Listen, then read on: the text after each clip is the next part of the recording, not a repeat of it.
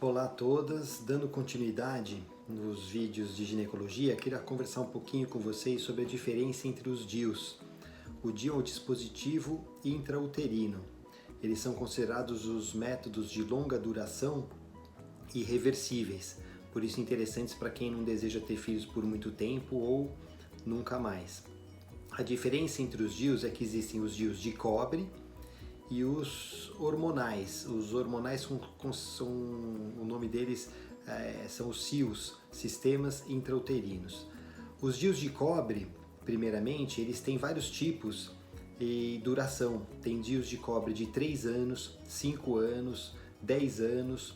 Hoje em dia tem até um pouco mais moderno, que ele mistura o cobre com a prata. Eles têm diversas formas, mas em geral eles se assemelham a um tamanho de um palito de fósforo e são de plásticos flexíveis. O grande problema dos DIUs de cobre é que eles aumentam um pouquinho o fluxo menstrual. Consequentemente, os sintomas relacionados com a menstruação, tensão pré-menstrual, cólica, anemia. Portanto, quem tem já esses sintomas exacerbados, a gente não aconselha muito partir para esses métodos. Como vantagem, eles não têm nada de hormônio, então aquelas mulheres que se preocupam em não ter nada de hormônio no organismo, eles são muito bem indicados. Já, por outro lado, o sistema intrauterino hormonal Mirena, ele tem uma quantidade muito baixa de hormônio, que é um derivado da progesterona. Aumenta um pouquinho a oleosidade da pele, pode dar um pouquinho de retenção de líquido, menos de 10% das mulheres têm esses sintomas.